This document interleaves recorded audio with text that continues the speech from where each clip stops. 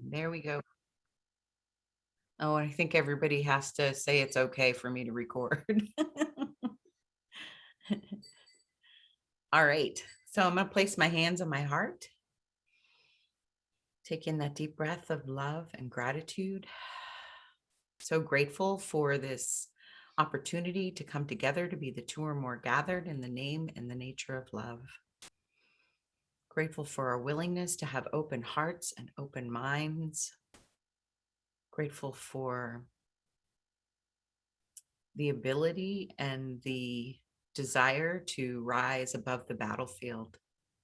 We're grateful to call in all of our earthly and heavenly helpers to surround and support us, to support the technology that we use to come together each week, and to bless all those who are here, all those who may listen later. And we're grateful to share the blessings and the love that we are with everyone because we're one with them. In grace and gratitude, we let it be, and so it is. Amen. All righty. So we are in chapter 23, section 4, above the battleground. And I'm going to start us off with paragraph 6. When the temptation to attack rises, to make your mind darkened and murderous, remember you can see the battle from above, even in forms you do not recognize. The signs you know. There is a stab of pain, a twinge of guilt, and above all, a loss of peace. This you know well. When they occur, leave not your place on high, but quickly choose a miracle instead of murder. And God himself and all the lights of heaven will gently lean to you and hold you up. For you have chosen to remain where he would have you, and no illusion can attack the peace of God together with his son. For me, that kind of like summed up this whole section, because some of it felt very dark to me when I was reading it, but it really is, for me, it felt like what he was saying is we think that we are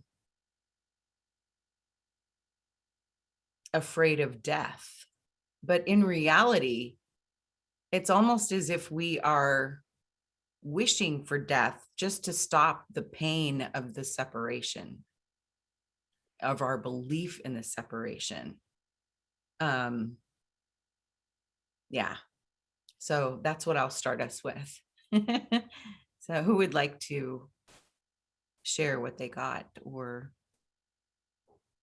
some? Go ahead, Carol, and then Mary Lee. Well, I must have read this before and it didn't register so heavily in my heart, but it did this time, because if you go to the first paragraph, it is verse 10. What is not love is murder. Oh my God. Oh my God. It hit me like a bolt of lightning. It just was like, yikes. Could we use any more strong language? Could God not get his, you know what I mean? He's hitting it home, boy. Holy Hannah. Yeah. I was like struck. I was so struck by it, because we don't think of it, you know what I mean? We're so, on the one hand, we're taught, okay, choose again, don't beat yourself up. But holy mackerel, this is so heavy in God's heart that this is how it's explained. This is murder. I mean, you hold a jealous thought or an envious idea about somebody, you're actually participating in a murder of that person. And I'm like, oh my golly. And then it says, what is not loving must be an attack. So there's the other. It's a little bit less strong, but holy cow. the minute you judge, the minute you separate yourself and make a comparison or a that's not kind, that's even the least bit unkind, it's like, man, shape up, Carol. You just better get with the program because this is what you're really doing. And it's just like between the eyes. It just hit me between the eyes. So, so strong. It's like there's, it's black and white. There's no in between. This is what we're doing. This is what it's like when we separate from our brothers, when we hold anything against, because we're actually doing it to ourselves as well. And because there really is no other. And that's something I'm really, really, it's going into my heart and my mind and my brain all the time. There is no one else. There is no other person. There is no outside. It's all together. It's all one. So why would I murder myself? It's suicide. It's really, that's, I mean, it doesn't say it, but that's what I'm doing if I'm being unloving. And so, wow, it just hit me so, so, so strong. I mean, it's like, oh my God, I have to take this really seriously. I can't just slough this off like, oh, choose again. Don't make a big deal. You know what I mean? It's yikes. This is serious. So it's like, whoa, I have to really, really, really change the way I think and everything about my relationship, even with myself, because this is powerful. This is like God's not, he's not holding anything back. It's just, this is the way it is. This is it. This is what's true. So yeah, it just hit me really, really, really. It's like, this is serious business. God doesn't mean it to be a lightly tiptoe through the tulips kind of thing. It's not. So thank you. That's that those two sentences just about, are it for me. And I have to do a whole lot of thinking and praying and changing my mind and having a different attitude and outlook for everything, just recommitting, I think, seriously again. So yeah. Thank you. Yeah, thank you. Go ahead, Mary Lee. And then Hamira. Am I unmuted? Oh, okay. Well, this was just a little battleground, but I thought it was a little battleground, maybe bigger than I think. But neighbor had me over for lemonade, and she said something that I thought, oh, another neighbor, this other friend. Oh, wouldn't she have the berries if she heard that? Boy, I'm going to have to tell her that.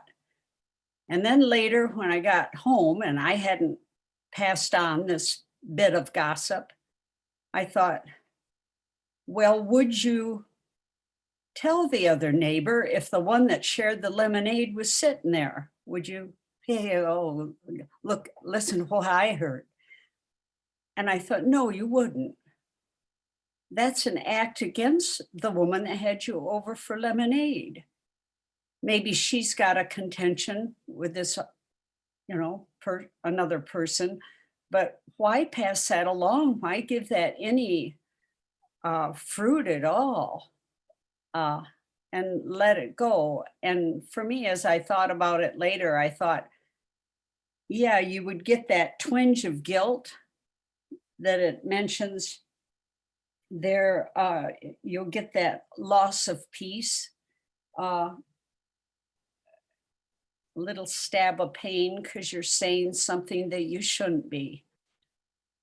And so I was glad I recognized that and did not pass that gossip along. Hey, thank you, Mary Lee. That's a great awareness. Thank you for that. Hamira and then Grace. So I wish I had the same experience as you just expressed, Mary Jane. I read this, maybe I didn't really get what it said. I mean, I have an idea above the battleground, looking at what's going on and having a different outlook on things. But murder, oh my God. So the first paragraph, do not remain in conflict, for there is no war without attack. The fear of God is fear of life and not of death.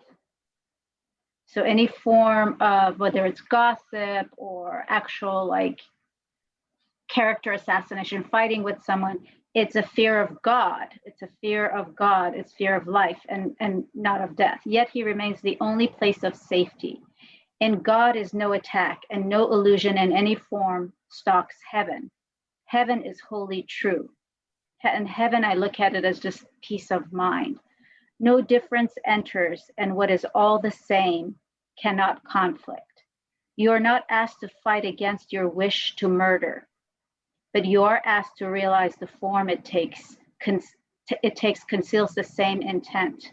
And it is this you fear and not the form. What is not love is murder. What is not loving must be an attack. Every illusion is an assault on truth, and everyone does violence to the idea of love because it seems to be of equal truth. So I don't know what is coming up for me or what's going on with me. I got to do some writing, but somehow I'm getting into it with my mother like you wouldn't believe. And, we're just, and she's 70 years old. For God's sake, I need to be more compassionate, and she's not on some sort of, path to awaken. And I've shared with you guys what's going on with my brother. So I feel like she asked for my help. So then, like, whether it's legal advice we get or we speak to an officer because of some of the crazy things my brother's doing just being under the substance abuse.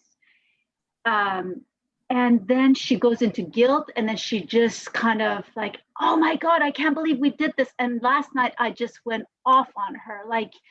And I thought, and I committed murder, but it didn't make me feel like I got it. Now I got to do something different. It just added on to the guilt. Like, oh my God, now I'm like the worst human being on the planet. And even though I'm on a spiritual path, even though I'm in mastery circles and groups and prayer, I'm acting it may be worse than somebody that doesn't know the truth and is acting out like this, because at least they have the excuse of not knowing. When I didn't know, but I know now. And how could I still behave in this way? And I want to forgive myself because I know that's where it's at. It's not guilting myself because I know I'm going to repeat it if I continue to guilt myself. But honestly, Linda, I am feeling so like in hell today because of the horrible act that I committed yesterday. And yeah, any thoughts on that would help? I would be appreciated. Absolutely. Yeah. Hamira, when in my experience, especially in the first year or two of Masterful Living, I would have so many moments where I felt like I am attacking worse than I ever did, even before I began studying A Course in Miracles. And what I came to realize is it was just really, I was noticing it. I was aware of it more. And so that's why it feels so disgusting, because it's not that you're doing it more than you ever did before. It's just that you're noticing it more and you cannot tolerate it anymore. And so that's why it feels so painful. That's what it's about. So hang on, Carla, because we have Grace and then somebody on the iPhone first. Yeah. Does that help at all? Yeah, tons, Linda, tons, because yeah, my mind is not saying that to me, as you know, it's Right. saying the opposite.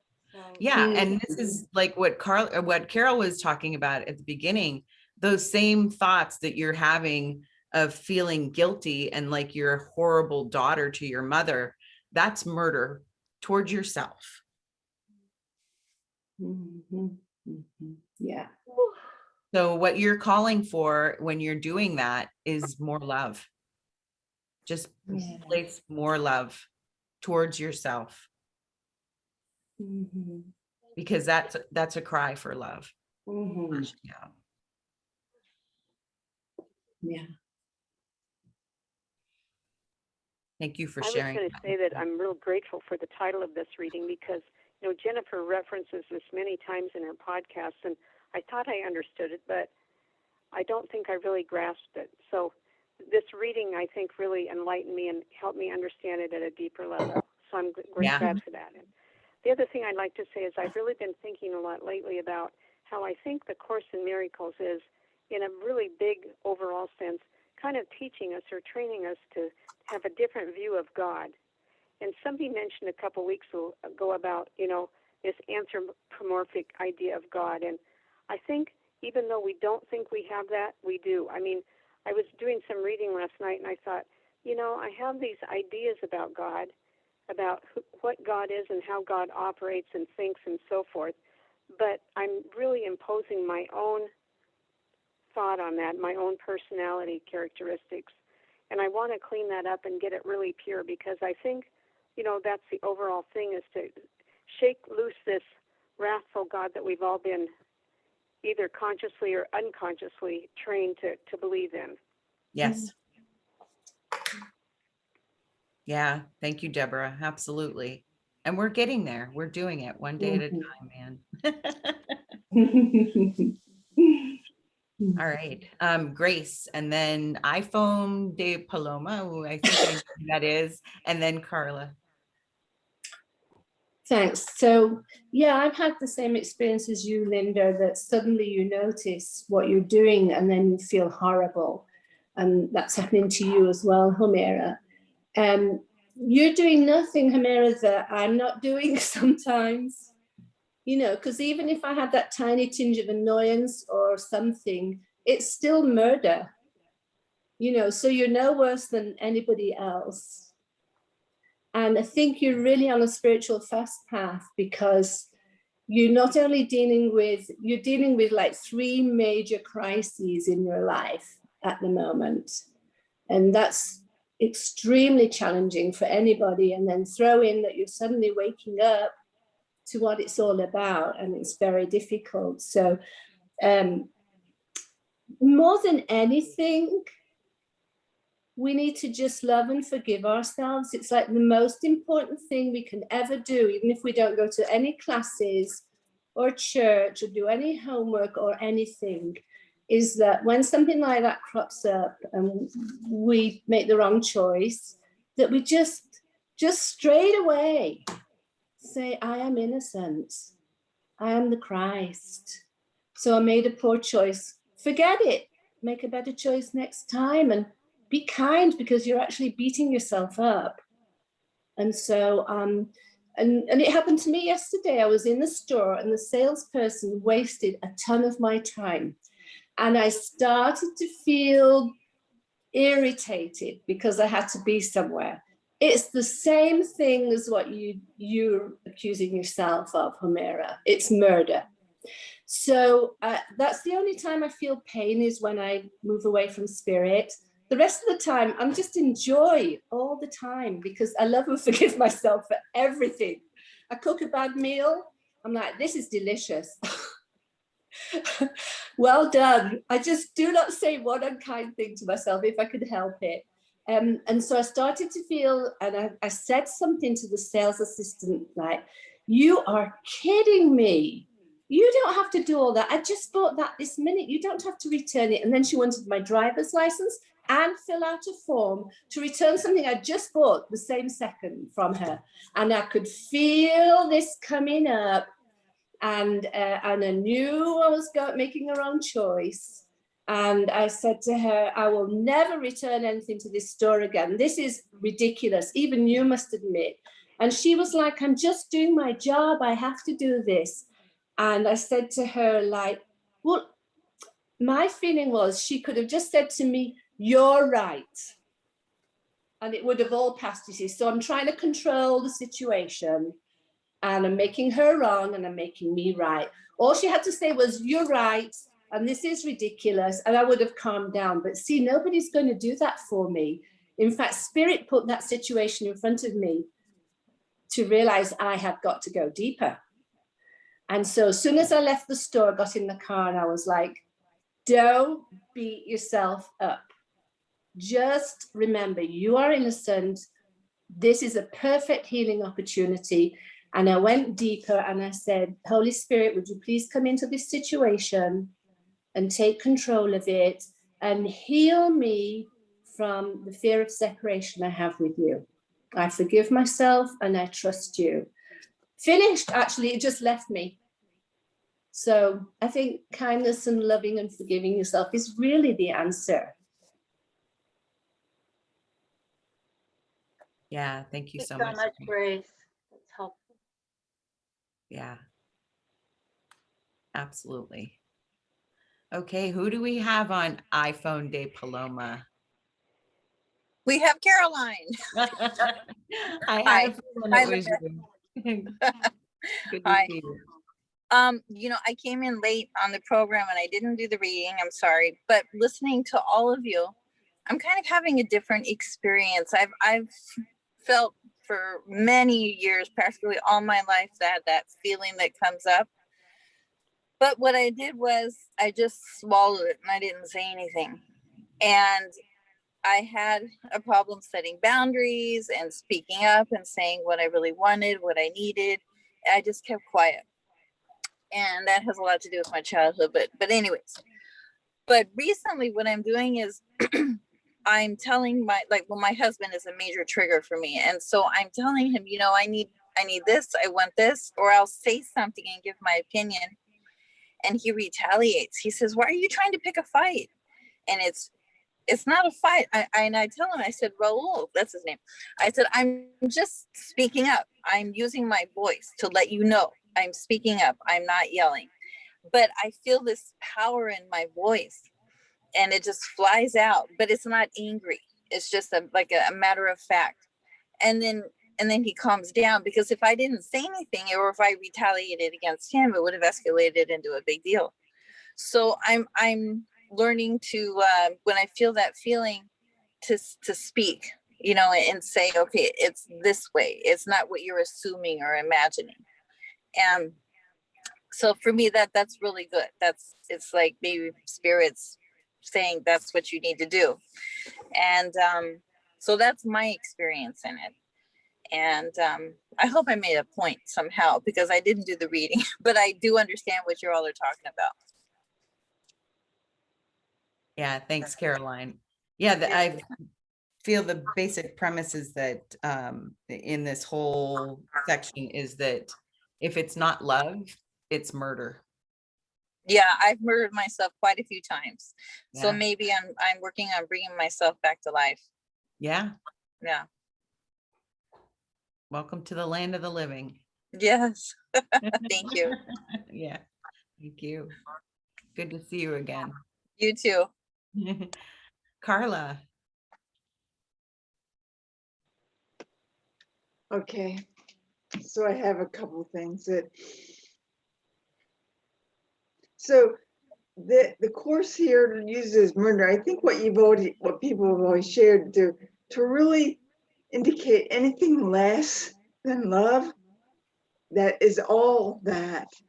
And so, and I want to address Amira that in paragraph 2,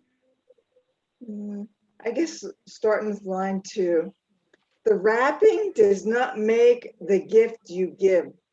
An empty box, however beautiful or ugly, and that's what you did. You gave your mother a gift, and if it's illusion, it's still nothing, where it still contains nothing. That's the gift. You gave a gift, right? And if it doesn't hold love, it's empty. But and it's a gift for your mother, because she can choose to see you with love too. See, this is how we all are on all one. We all have our each individual seeming path, yet we all go together with every choice we make. It affects us in a way. It creates our future, but then it gives them an opportunity to choose how to respond to you. So that's why we're one, because everything works together for good somehow. We don't know how it works, but it's a long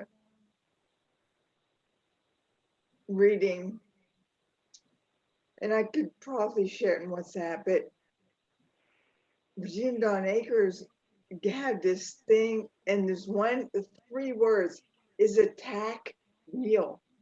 Is attack real?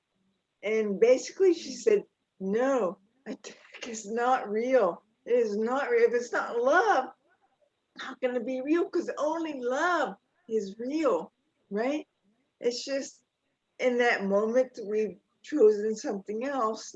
We're given that freedom to do that, if should we choose, but that doesn't make it real. That just makes it a choice. And we can let go of that choice and choose again according to the course. And that's why this life,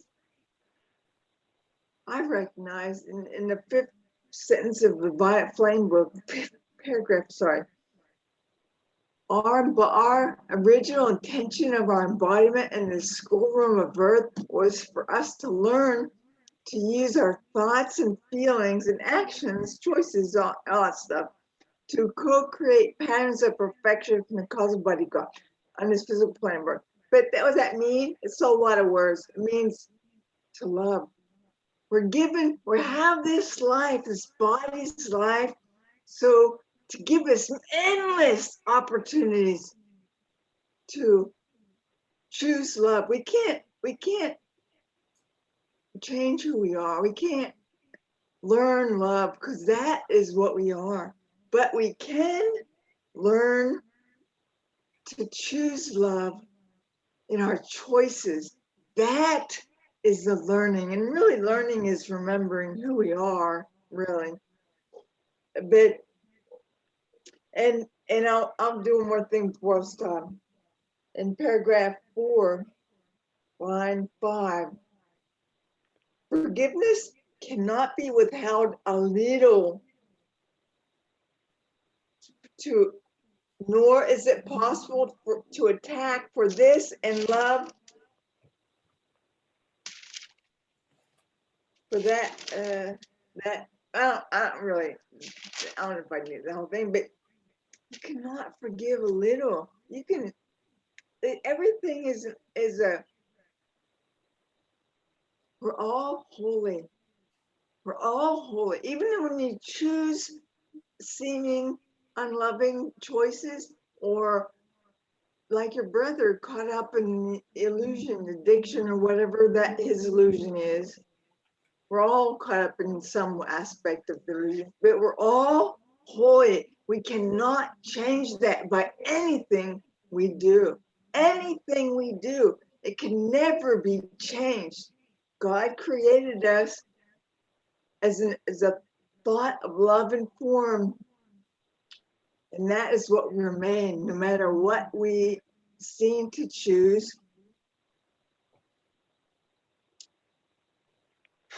And we're like, I think I've said this before, we're like little godlets, baby godlings, learning to, and you're feeling it. That's what you're doing. You're starting to wake up to the realization of what you've been, it's just a story, but maybe what you've been choosing for so long, to blame yourself. Now, maybe I had a hard time learning to forgive myself. I could do it easier for other people than for myself for a long time, but this is a blessing.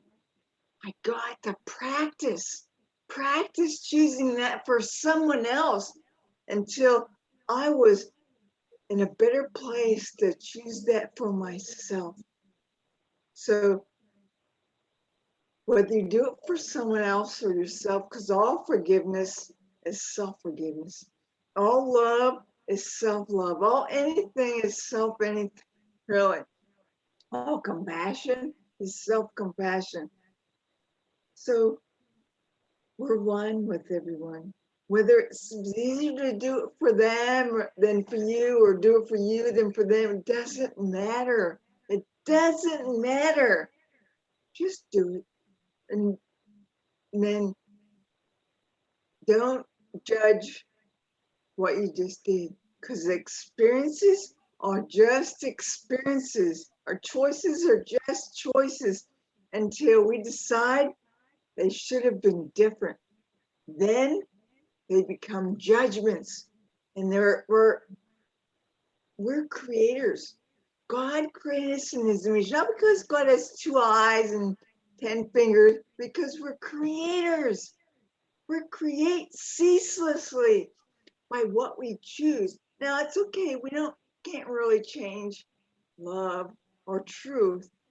It's still there for us to discover it more fully within ourselves, really, because that's where it is. It's been safely held the whole time by the Holy Spirit within myself. It's there.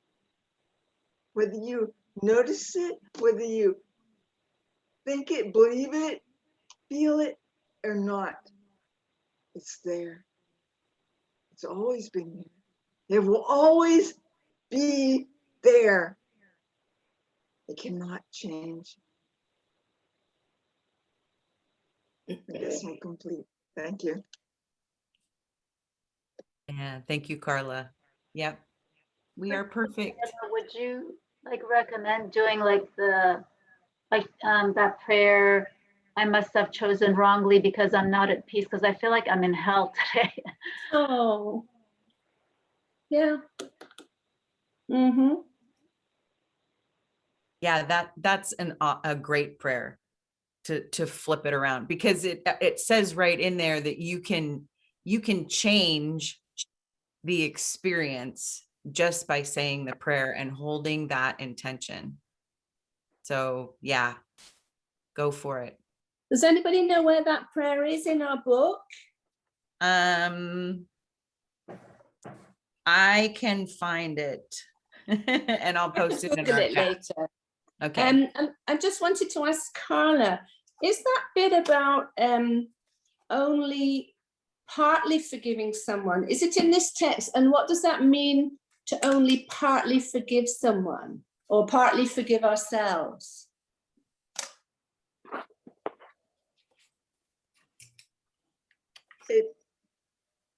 Which version are you, which book are you, which version of the course are you using? Because I can't find what you were quoting either.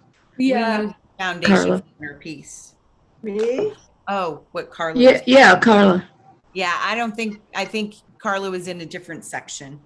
No, wait, Okay. which part? Which part? To When- only partly forgive somebody. And you were Oh, talking about the gift, because we're well, in the gift is right here. It says this, an empty box. However, the wrapping does not make the gift to you, but it's paragraph 2. of Why? section 4 above the battleground. Oh shit. No, I'm not. I'm in salvation That's has right. compromised. Holy, I'm holy, in the holy. prayer, and that's why. It's perfect. It's perfect. It was perfect for what you were talking about and for what we were Yeah. discussing before. So it's Yeah. all good, my friend. But, I mean, that's what I was drawn to Yeah. whenever Mayor spoke, that the gift, whatever you give. Page 90 in the blue book, says Penelope. 9, oh, 9, what you're talking. So I apologize, but whatever. It's Don't apologize. it's okay. I can apologize because No, I, I don't feel bad. I can do it with freedom. But I'm just doing it out of love for it myself was, and for everyone else. it was meant to be there. Yep. It fit Thank you. perfectly. Thank you. I found it. Lovely prayer. Yep, we'll get to talk about it next week. Leslie, go ahead. It's rather chilly in Michigan today for some unknown reason, so I'm trying to stay in the sun. That's why I'm kind of in and out. Amira, honey, I just listening to you, and I like what Carla said. It's just so interesting how you judge yourself. That you judge yourself that what you said was wrong. Is that true? Is that what you said? I mean, reality is God. So how do you know it should have happened? It did happen, you know? So I would just encourage you to perhaps change your perspective a little bit. Because maybe it's, I mean, I don't know your tone. I don't know how you said it. I don't know what you said. It doesn't matter. I can't believe your intention was not love, though. The delivery may not have looked that way, but I'm sure that was your intention. And it's just, maybe that will help you get out of hell, as if you can question your thoughts and what you said. You know, is it true you shouldn't have said that? Maybe you must have needed to say that because that's what you said. Otherwise it wouldn't have been said. Just like the prayer says, you know, you don't need to worry about what you said or what to do because it's what happens. So I don't know if that helps or not, but you know, my go-to is always a Katie Byron worksheet. If perhaps even just taking, you know, 3 minutes to write it down quickly can sometimes really bring about a big turnaround. Does that resonate at all? I can say, Leslie, that it was not coming from love, because if I just look at what it says, even in forms you do not recognize, the paragraph 6, the signs you know, there is a stab of pain, a twinge of guilt, and above all, a loss of peace. And that what I did was not, I mean, I'm not trying to be, I'm just being really honest about it. I was angry. I'm like, I'm angry about being in this situation. I'm angry about the fact that I'm being pulled in. I'm angry when I think I'm providing a solution. Later on, it's being thrown at me as if I'm doing something wrong. I'm like just angry. So I just went off on her like there was no tomorrow. And there was nothing loving about what I did, honestly. So I can own that, but I can also look at that the only way I can overcome that is with self-love and self-forgiveness and not guilting myself. So I can accept that those two things can coexist, and that I'm learning, I'm in the process of learning to not do that, and to do that less and less and less. But it was not coming from love. I can say that truly. Yeah. Joe. And you just read the other part that I was going to read in the book. So the other thing I just wanted to say was, as far as just the sentence in paragraph 4, sentence 7, the overlooking of the battleground is now your purpose.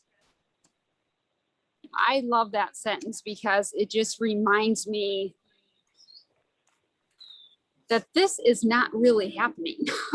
You know, this truly is an illusion. And if I can just step back a little, even if I can, let's just say, observe myself yelling at my mom, it's still not who you really are. You know, it's hard to explain. It's not personal. It helps me, and it doesn't happen as often as I'd like, but when I can step back and just observe myself, like, wow, that's really an interesting choice she's making. You know, like you can almost remove yourself from it. It just makes it less personal and just helps me just be lighter about things, if that makes sense. That's all. That's very, very helpful. Thank you, Leslie. I'll try to not identify with it as if it's me so much anymore. Exactly, because it's I mean, we've all heard this. This is all a movie, and we are, you know, we're the audience watching the movie, but we forget that we're just watching. We jump into the movie. Oh, I made this character Hamira, and I'm jumping in the movie, and you think this is actually happening to you, and it's not. It's not. It's just a movie, and I know we all get sucked into the screen more oftentimes than we don't, and it's so it appears to be very challenging to remember that, but I believe it's true. I really do. Yeah, thank you, Leslie. Yeah, there was a part of this that I got that where we're supposed to, it's helpful for us to get into that habit of observer mind. And he mentions it in paragraph 4 near the end of the section, middle to the end of the section or the paragraph. He says, "Yet does the Holy Spirit understand how to increase your little gifts and make them mighty. He also understands how your relationship is raised above the battleground, in it no more. This is your part, to realize that murder in any form is still not your will. The overlooking of the battleground is now your purpose." And that's what you're doing with that situation with your mom. So we are doing it. Go ahead, Nancy Gal. Yeah, the same thing. Towards the end of it's, and I was going to say the same thing in paragraph. What is it? 7 follows from what was written before that. It says, "See no one from the battleground, for there you look on him from nowhere. You have no reference point from where to look, where meaning can be given what you see.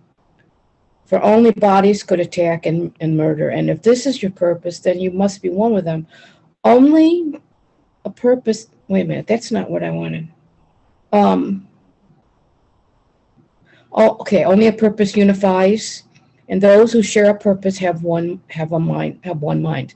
The body has no purpose of itself and must be solitary. From below, where the battle is, it cannot be surmounted. From above, the limits it exerts on those in battle are still gone and not perceived. That wasn't the point. Was go back up to 6. No, I don't know. It was on the page. I saw it there, but it was just the idea that when you, where is it? Maybe it was down to 6. Or maybe it's back to 5. I don't know. It follows on from where you were, but it just was. I mean, it was so clear. It stuck out on the page. I'm reading I'm in the bigger version. My little paperback version is. I know where everything is. It follows from what you said, Linda. And 4, Holy Spirit understands how your relationship is raised above the battleground. This is your part, to realize that murder in any form is not your will. The overlooking of the battleground is now your purpose. So be lifted up, and from a higher place look down upon it. From there, your perspective is quite different. Here in the midst of the battle, it does seem real. Here you've chosen to be part of it. Here's your murder. Is murder yours, your choice? Yet from above, the choice is miracles instead of murder. And the perspective coming from that choice shows you the battle isn't real and easily escaped. Bodies may battle, but the clash of forms is meaningless. And it is over when you realize it never began. How can a battle be perceived as nothing when you engage in it? How can the truth of miracles be recognized if murder is your choice? When the temptation to attack rises in to make your mind dark and murderous, remember you can see the battle from above. So, whatever my point was, I hope you got it. We got to just remember, I guess, when we're in the thick of things, you see it from there. That's where you're seeing it from, when you're in the thick of things.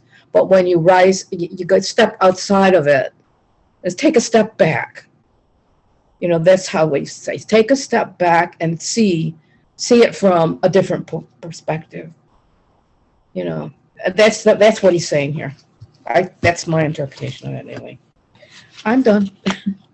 Yeah, thank you, Nancy Gale. Exactly. I got that same kind of sense when I was reading this today. I had this thought about how I remembered when my son was a toddler and he was pushing the boundaries all the time. And it felt like, oh my gosh, this is never going to end, that he is going to be the bane of my existence. And I had that same sense when he was a teenager and he didn't want to get up to go to school in the morning. We would have that battle every day. It seemed like, oh my gosh, this is never going to end. And it was so serious, and just how I was feeling. And I thought, that is exactly the same kind of situation I was going through with my mom at the end of her life, is I was having that experience of, oh my gosh, is this ever going to end? Because she is so miserable and doesn't want to do anything to help herself. And I'm fighting with her to try and get her to do some things that are healthy. And it felt like it was never going to end, but it does. It does. And we rise above the battleground. And when we can do that, we can see how everything was divinely perfect, even if it didn't end in a way that the world would deem it was divinely perfect. So, yeah, thank you for that reminder, Nancy Gale. Mhm. Who else would like to share from what they got from our reading or from something else that happened during the week? And welcome, Katie. It's good to see you.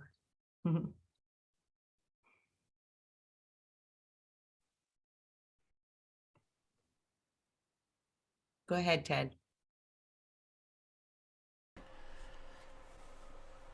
Right, I gotta unplug my fan here. It makes noise in my speaker. Okay. I have got the early edition, and I go back and read both, and in most of the differences, where they break up the different sections. And this section in the original version was called The Fear of Life.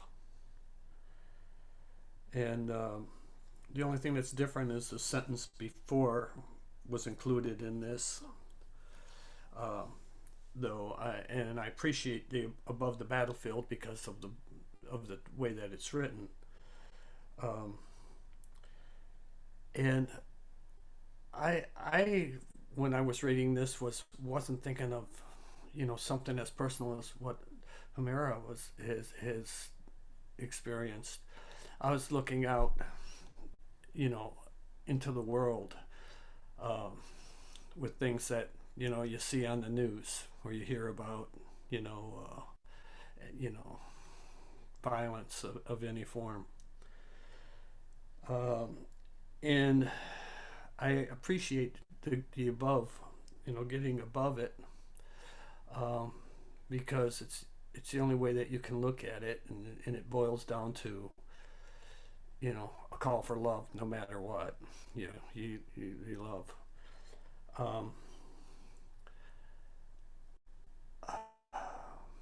I do have a song if you want to hear it, and it relates to this completely. Yeah, absolutely. Would love to hear Um, it. I gotta take my headphones off. Okay.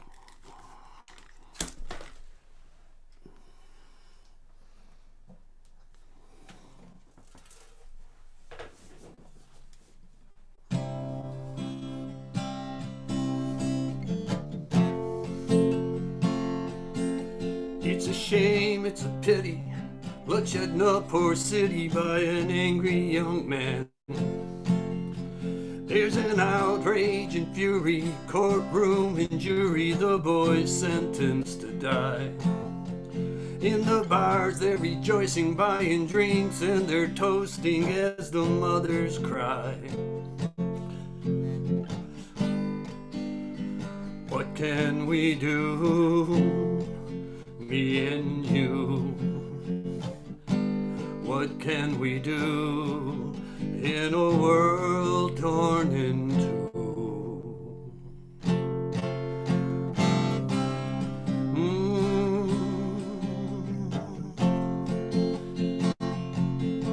Cross town in a plush office, another deadly caucus takes an unborn life. Window crashes in the room, the blast is their doom, and more mothers cry. As ships on the horizon, guided by wise men protecting our lives. The call is no surprise, let the rockets fly, and more mothers cry. What can we do, me and you? What can we do in a world torn in two?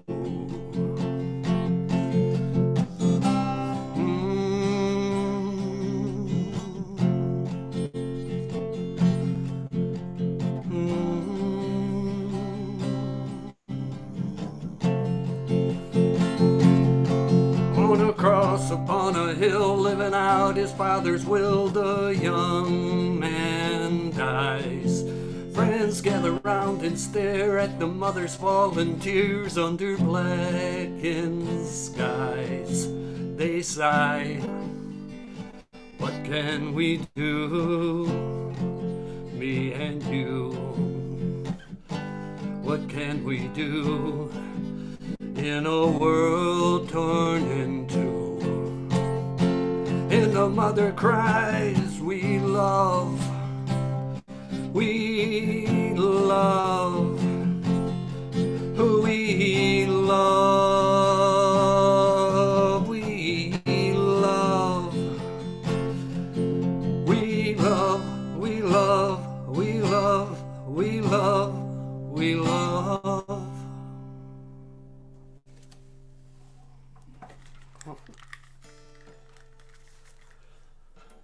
Thank you, Ted. Hope So you could hear it beautiful. okay. Yes, it was perfect. It was perfect. Carol, and then Carla, thank you so much for sharing that with us. Thank you, Ted. You really reminded me of something that I learned during the 40 days and 40 nights with Jesus back a while ago. And it was this very topic, what we can do when we are above the battleground is to send love. Every time we hear on the news or see something in the media that is disturbing in the world, we can remain above it and send love to it, which is exactly what your song said to do. So that was a very guided song. The other thing I wanted to share was the last two paragraphs. Finally, I think it's a lovely answer to this whole situation. Can I read those two paragraphs? Is that okay? 8 and 9? Yep, go for it. Think what is given those who share their Father's purpose and who know that it is theirs. They want for nothing. They want for nothing. Sorrow of any kind is inconceivable. Only the light they love is in awareness, and only love shines upon them forever. That's us. That is us. It is their past, their present, and their future, always the same, eternally complete and wholly shared. They know it is impossible their happiness could ever suffer change of any kind. Perhaps you think the battleground can offer something you can win.